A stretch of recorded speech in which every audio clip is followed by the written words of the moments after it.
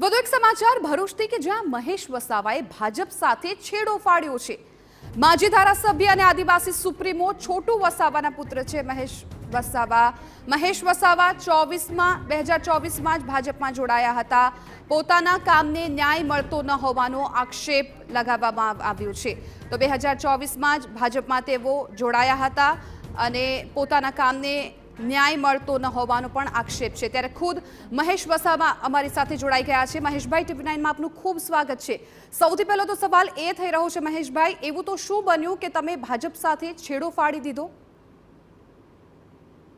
જો બેન, આ રાજકારણ છે। રાજકારણમાં જ્યારે ન્યાય નહીં મળતો હોય તો આમથી આમ થાય। આપનો મેં બાઇટ સાંભળી પેલી કે પ્રકાશ મોદીની સાથે આટલા લોકો જોડાઈ ગયા છે। હવે મહેશભાઈ, 2024ની ચૂંટણીની વાત કરીએ તો તમારો ખૂબ મોટો ફાળો રહ્યો છે અને એ દરમિયાન હવે અચાનકથી એવું કંઈક કારણ રહ્યું હશે જેના કારણે તમે ભાજપનો સાથ છોડ્યો? બિલકુલ, અમારો ધ્યેય પહેલેથી છોટુભાઈ વસાવા સાહેબ જે લડતા હતા એ સંવિધાન પર લડતા હતા અને એના માટે અમે લડીશું। ઠીક છે, આંતરિક ઝઘડા અમારા થયા હતા, એનો કંઈ વાંધો નથી, પણ આવનારા સમયની અંદર અમે બીજેપી અહીં બહુ ધ્યાન રાખ્યું છે પહેલેથી જ।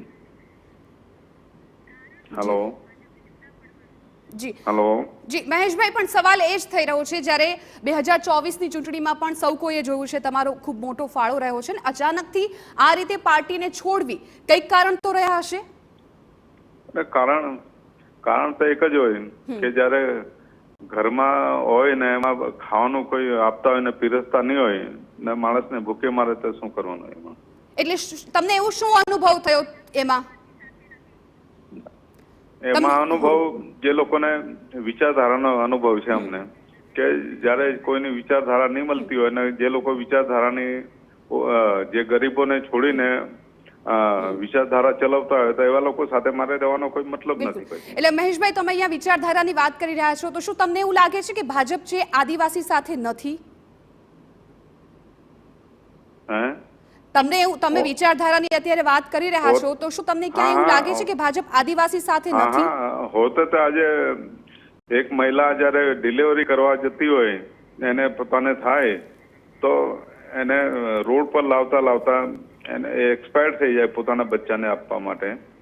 તો નરેન્દ્રભાઈ મોદીએ બેટી પઢાઓ બેટી બચાવો 2003ની અંદર શરૂઆત કરેલી હતી। ગુજરાતમાં હું ધારાસભ્ય હતા, મેં ડેડિયાપાડામાં એમની સાથે 3 દિવસ રહ્યા એમને જયારે શરૂઆત કરી ને આજે એવા વિસ્તારો ઉમરગામથી અંબાજી સુધી આજે એની એ જ હાલત હોય।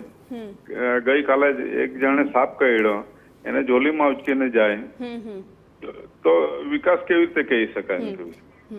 બિલકુલ, એટલે મહેશભાઈ, આવી ઘટનાઓ તો પહેલા પણ બની ચૂકી છે, પરંતુ શું તમને એવું લાગે છે કે ભાજપમાં તમે જે જોડાયા એ તમારી સૌથી મોટી ભૂલ હતી? તમને એવું લાગે છે કે તમે ભાજપમાં જોડાયા કે તમારી સૌથી મોટી ભૂલ હતી? ભૂલ ગણો, ઈગો ગણો, આ હતું અમારા માટે, ઈચ્છા નહીં હતી।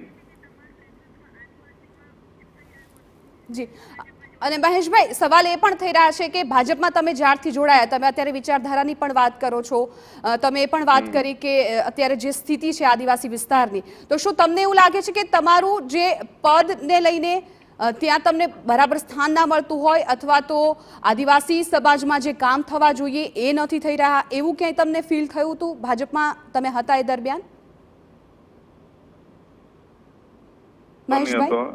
પહેલા અમે 2 વખત ચૂંટાયા છે। 22 વર્ષ મેં ડેડિયાપાડામાં અહીંથી સંઘર્ષ કર્યો, 2 વખત ધારાસભ્ય ચૂંટાયા છે। મારે તો કઈ ભાજપ કોંગ્રેસની કઈ જરૂર નહીં પડી હતી અમને, બરાબર છે?